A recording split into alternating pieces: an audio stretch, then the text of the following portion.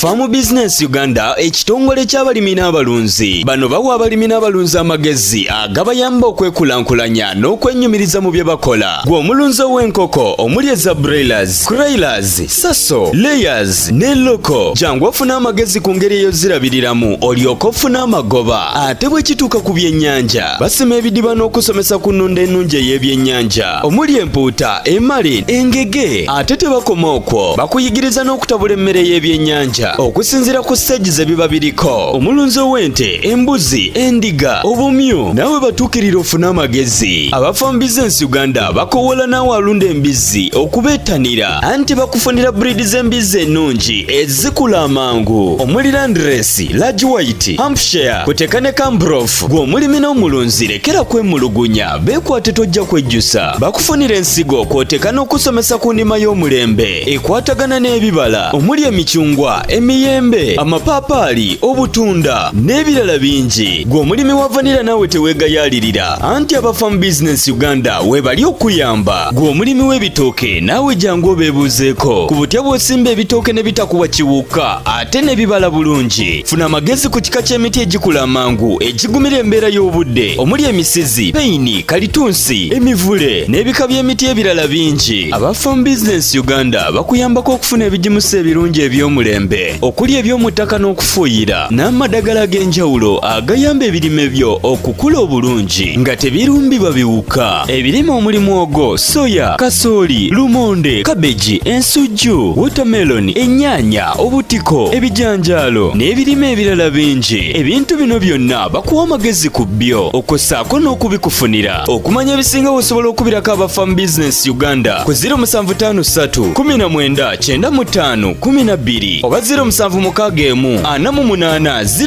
0004. Osobola n'obafunira ku WhatsApp ku 0752 83 84 89. Farm Business Uganda, farmer to farmer, mulimi ku mulimi.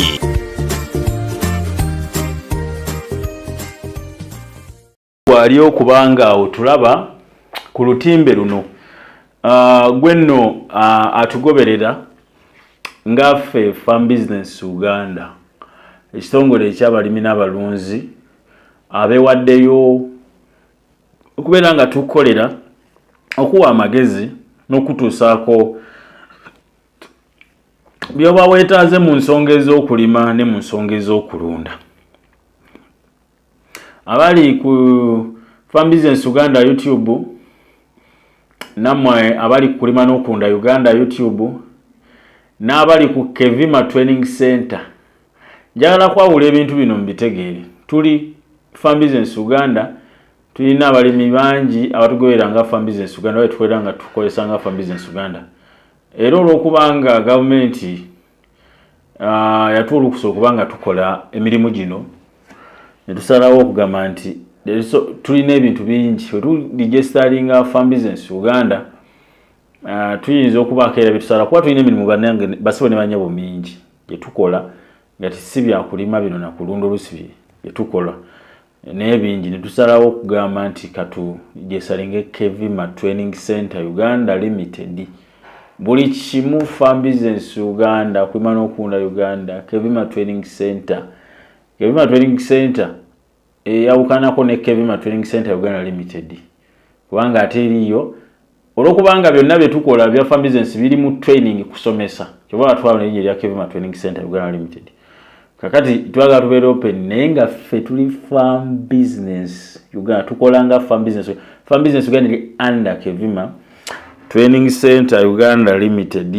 Kakati inachenjalo okwogerako ne sharinga video eno sharinga link o likinge o commentinge atero male o followinge gwe ku YouTube Farm Business Uganda Kevima Training Center ne kulima n'okulunda Uganda. Mwebali bannange abantu mu subscribe era nkidda mubanga to subscribing nga subscribe gwe yamala likinga bulayikinze kigenda kubanga kitukolera ekyo likinga buki bulayikinze ekyo kigenda banga kitukolera bulungi mu mbeera efaananako bwetyo. So osharinge toko wa subscribe buli wa subscribe nga abantu bangi bootaasa abafuna amagezi gano ng'osanga babadde tebasobola kubanga bagafuna kakati ki olwali kyengenda okwogerako bakomentinze comments ezo ku Kevima Training Center ku video zetwasembayo ndozo suulayo oba zebasembayo suulayo tebazi commentinga kuno ku Farm Business Uganda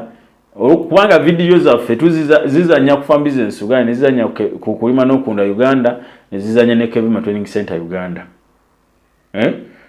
zizanya era oga ku online oba ku YouTube noteka mu Farm Business Uganda ojja tula oba ku Google oba nogenda noteka mu okulima n'okulunda Uganda era ojja tula era oteka mu Kevima Training Center Uganda ojja tula kale liyo abantu bamunga bambi yewo omugamba Farm Business Uganda tajja kitegeera nga tabimanyi nenga omugamba okulima jasobola okuwandiika okulima ateekeko n'okulunda ne Uganda ngebyajja bitegeera so ensonga kitwalaga tunoonya abantu bonna abasobola okubanga batugoberera kakati eno zino comments zabadde nnya nga ziri ku nsonga ya nga ziri ku video eza Kevima Training Center Uganda Limited ku YouTube kale mikuru jona mugikyali kwa video ezizanya kwonna soka zanya ku Farm Business Uganda nezanya kulima n'okunda Uganda ale ne bagizanyisa ne Kevima Training Center Uganda Limited kije njagala okwogerako lwalero nga nsinzira comment ziri abantu banse mutulagirire ka katale akenkoko ezabwera jekali ekyo kyenzizo okwogerako lwalero ekibuzo kyange lwaki olunda waki olima byolimu obirimirani ani yali akugambye nti akatale kagenda kujjaka kunoonye nga tokasoose kanoonya bakutegeredde ebbanga ki ku kyalo kyewamwe nti oli mulunzi wa nkoko oli mulimi wa nnyaanya gwolowooza olw'okubanga oli eyo akatale kagenda kunoonya ekibuuzo ekirala ani ayinza okugamba nti akatale k'enkoko kali gundi buli nsi yatu mu Uganda wano buli wamu waliwo akatale k'enkoko kubanga wo tewaliwo nti lufula yiino bwogera mu katale gundi we batunda enkoko buli wamu so ekyo tekiriiyo tukulagirireko akatale k'enkoko gye kali no tekaliiwo ejjinja tekaliiyo mukono tekaliiyo wane buyuko tekaliimu mu buyuko waffe tekaliimu Kampala tekaliiyo nti kakanoko kali bo batunulidde enkoko nti zo ze bagula no Uganda ekyo tekinaba kubeera buli wamu mu butale ewa mu masenta wa batundirawo enkoko ekikulu yegwe kennyini okwetereeza wetereeza otya ensonga eri nti waki akatale kali tuula kubanga tetutudde ngaffe kutegeera baani community ki gye tulimu amu tulunze bwera kubanga za mwezi gumu community gy'olimu enaakusobola okusapootinga enaasobola okuyimirizaawo ku nsonga ez'okulunda enkoko ezo eza bwera gwe n'okiteeka muli mu bwongo nti nina lunda bwera kubanga za mwezi gumu zijja kujjayo ssente mangu naye community mwoli gwali mu kyalo bwera bazisoosowaza nnyo omuntu alunda enkoko za bwera ng'oli mu kyalo nnyo wandibadde nga akatale k'otunuulidde nti abakusubulako enkoko bava mu bitundu eby'omu ttawuni kubanga mu kyalo teri yagenda kujja oli mulunzi wa nkoko ya loko omubuulire okulya bwera era eriyo natajja kugulako bwera nga gambe bikulira ku ddagala nze sijja bigula kakati bw'oba olunze enkoko ng'ozirundidde mu kyalo eyo ennyo ogenda kumaliza tofunye katale ak'enkoko oli kubanga okitegeera enkoko zo lunda enkoko okusinziira mu kitundu mw'oli omanye nti ffe waffe magi ye gasinga okutambula ez'ennyama tezijja ttambula kubanga eriyo emirala gya capati mingi ne mwogenda nga buli katundu okasapulayinga buli mudala ng'oguwa tulo 3 ojja batulo ezo zitambula ekyakala tekagenda kusanga owooli mwe mulunda enkoko n'otunuulira abantu b'oku kitundu bokka munanga tanoyinza obutakalaba wammwe yennyini awo ku kyalo we wammwe bakuzaala oba woozirundira akatala leero ekava mu kitundu ekirala tugeze nti ndi w'emukono naye ajja okugulako enkoko n'ava ate kayunga kubanga obwetaavu gye buli ekayunga bwe abeetaaga enkoko bangi oba nze ndi weeruweero naye munaagulako enkoko n'ava ennakasongola Uganda bwetyo bweri tolowooza nti ffe tugenda kulagirira akatale waawo gye kali kola akatale nga ggwe nina ebintu bye tubagamba bulijjo ne tubibagamba. Social media tubadde tuguze essimu zino ze smart ne tezituyambye. Waki smart zino tezituyambye? Kubanga ffe tubeera mu bintu ebitagasa, ebintu ebitatuwongerako. Kudda ku TikTok ng'ogoberera balala, gwani akugoberera. Business yo gikuba abantu mu maaso, abaguzi bajanule. Gwe wobeera ku status z'oteekayo bifaananyi by'abayimbi, oteekayo bifaananyi by'abantu balala. Kiki kyo marketinga ku status yo? Kiki kyo marketinga ku status yo? Kiki kyo marketinga mu groups z'olimu ennyingi ezo zikuyamba ki? Kankuseseko kino. Nze group ze ndimu ez'obulimi ziri bbiri. Kubanga sina kyenzeetaaza. Group si bbiri. Bwe mba nina kyenjagala okutegeera nga manyi ggwe okina nja kubira essimu nkubuuze. Kati group zinero ze tulimu zituyamba ki? Ng'omala n'emyezi 3 tokina ky'okomentinze. Wabula buli w'obiteekako ne bitwala data wo. Wabula buli w'obiteeka w'oteeka online bu data w'otaddeko oba 10 obwandibadde bukuyamba tebulina kye bukola nga bividiyo bifaananyi bu audio bonna bibasindise mu kigurupu byonna nga bayoola gattako n'ebirala. Oyina mu bigurupu nga 10 bikuyamba ki? Gurupu waki tozikozesa okumarketinga ky'okola? Ekyabonzuula nga mu gurupu ezo zimazeemu oba tugeze omwaka mulamba nga oteekamu ebintu naye nga tewali wajja na mu inbox ogamba nti nze njagala kineeno ekyotunda ziveemu eri kwongerako ki? Abantu tuveemu ebintu by'okubeera bwe tutyo. Oli mu kigurupu bigurupu 10 tewali kyoteekamu balaga ki kyotunda. Kale ekyo tukimanyi kale ekyo otaddemu. Kati omwaka mulamba otaddemu nti ntunda enkoko bali nine kwezo na kulumu tewali adda ajja mu inbox yakuzanyira ku bongwa kito givaamu okyagaza ki? Ojagaza ki? So tulina okwenzuula ffe fenyini tunoonyeza tutya akatale. Akatale k'enkoko tekali wali, akatale k'ennyanya tekali, akatale kali wonna wooli. Omuntu asobola okuvanga ffe twalina naliiko eruwere eyo.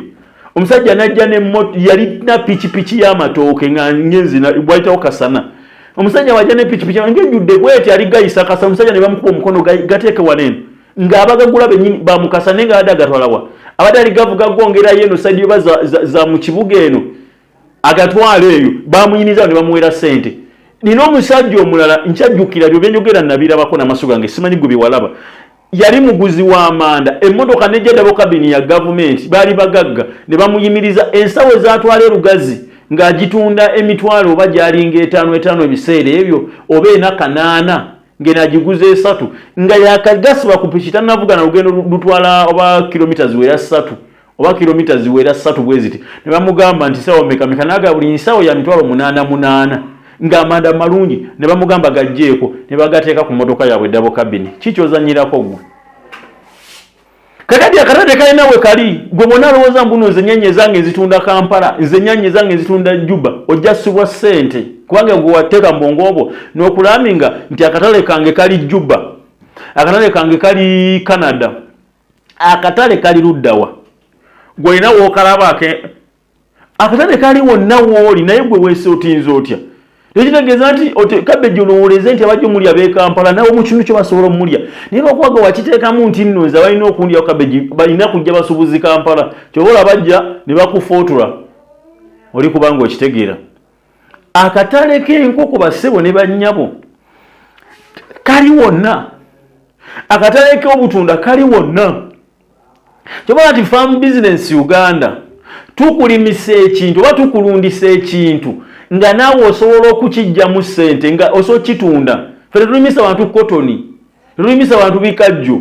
Kampuni zizizze nga baagala tukwate wadde vidiyo emu bweti y'ebikajjo tubiteekeko ne tugaana. Lwaki? Tugaanye kubanga ffe tulimisa abantu ebintu nga ne neighbor ye muguzi asooka.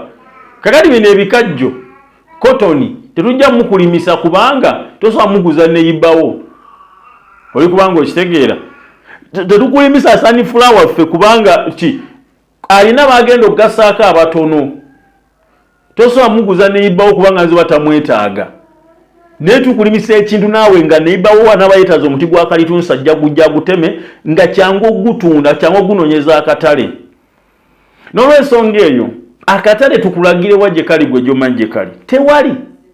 wekali buli wamu wekali abali enkoko wonna webali naye tulimenge kino batulundenge kino sooka okole save ndi mu kitundu gye ngendo olundira enkoko zange ngenda funa support ntya ndi support bwe mazirimidde mu kyalo baziridde mu kyalo kansubira ngenda zitunda mu kitundu oba ekirala wane waffe bajja kujja bazikime ndeeta omuguzi ajja azigule nga wano kufaamu azitwale kubanga baneiba booli oli mu kyalo nnyo kati nagye nabadde nengamba kati eno okulundirayo enkoko oteekayo faamu enkoko obenga ozijja bazitika ku moloka n'ozitwala mu center n'ozitwala mu kitundu ekitundu nekino gye nabaddemu oleme kwerumya mutwe ekyatoliyingira mu kindungo okyamuukidde noonya manya akalala ogenda kanoonya otya tuva mwe abantu abajja gye tuli tubasumbuwa nnyo nze nyangwira nnyo noonyeza omuntu akatale nga natandika naawe otandise naffe nga fan business Uganda tujjako enkoko kati gwe olwokuba wazijja walala abamu oluusi tubasekerera lwaki tubasekerera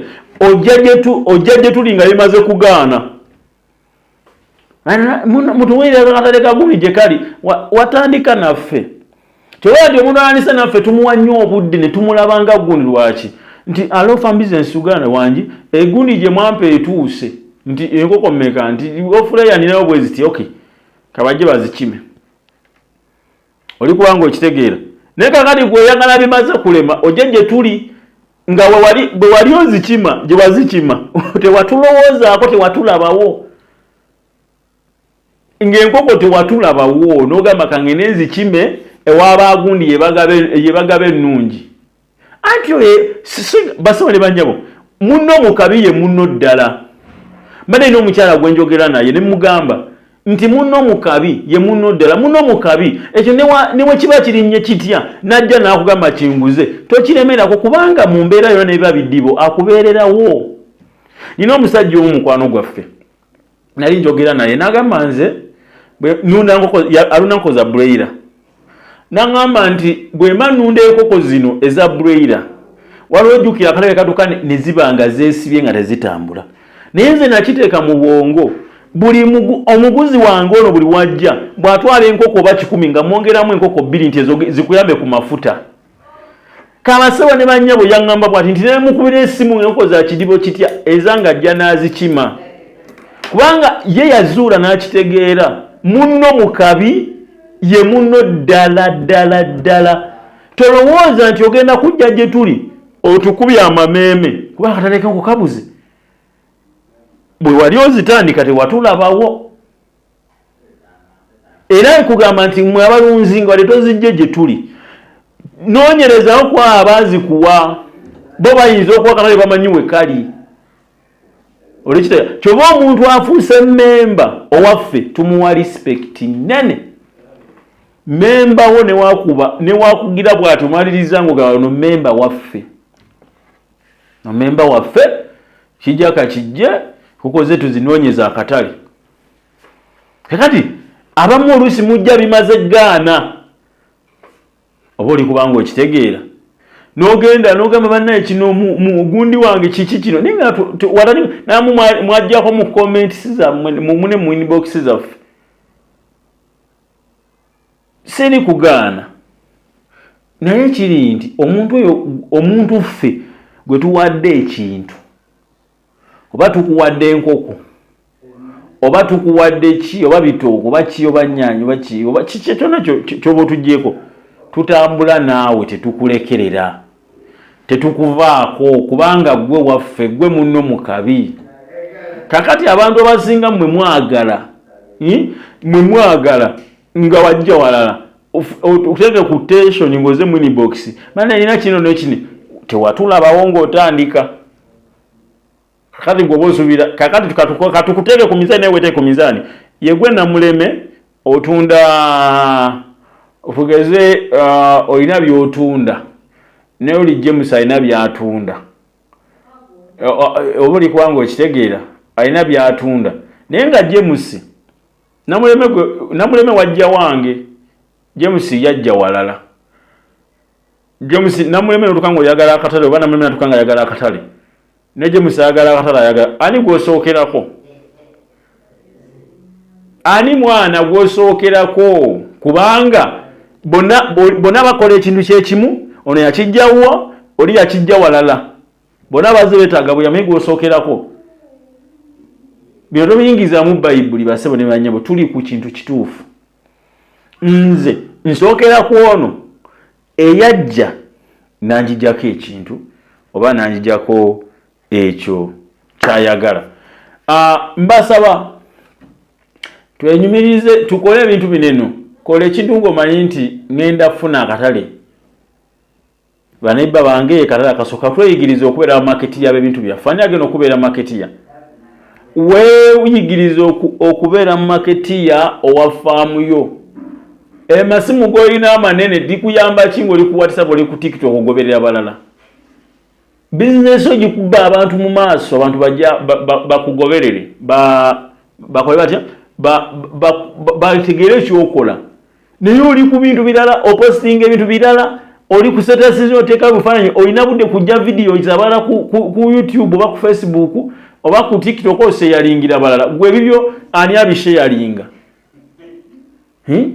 ani abisheyalinga ebibyo tewali so akatale tekalina we kali katale kali wona naye tegeera ekintu mwolundira kitambula oyinza obirundirayo mu kyone nga sijja ogenda obitunda ekiwe ekiri otegeere nti nundira kasana nundira jini nundira luwero naye nga togenda tunda luwero manyi nti ngenda tunda wa ebyo omuguzi wanajja nga weruwero manye nti no kale kize bayirawe naye kize naye si ensonga enkulu nze akale kange ntegetinze bekati naye era lundanga kino ng'otagetinzeko ne mu kitundu kyo nti waliwo asobola okujja n'akwanula oba oli kubanga okitegeera tegeezaako abalala obagambe ekyaba naye tujja kujja record keeping ne management tulina okuba nga tukola ki nga tukitunuulira nnyo mu mbeera efaanako bwetyo tujja kitunuulirako nnyo kubanga ebyo ebimu ebijjeemu abalimi mu mbeera efaanayo tusubscribing like gwali ku YouTube ng'olese gwatulaba eno ku lutimbe ali ku YouTube ali ku TikTok nawe ali ku Facebook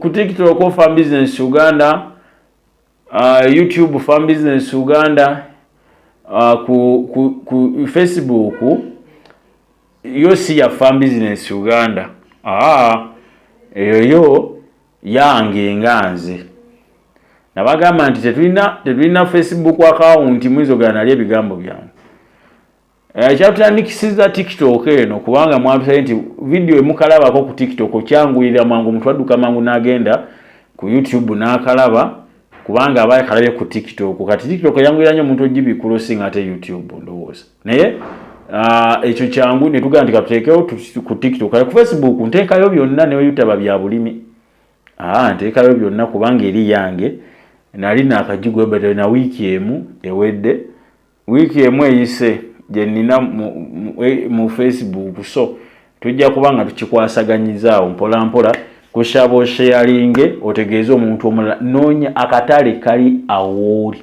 ekaba tekaliiwo tewali wali katale nti kali wali batunda nkoko wowe oyagala kozesanga wali eri buli wamu waliwo chansi ey'okutunda enkoko zo weeyigiriza okukozesa amasimu go okozesa ebintu by'olina okuba bizinesi antu mu maaso tosobola kubeera maketi yawa faamu yo kuba tewali wagenda gitegeera kusinga ggwe.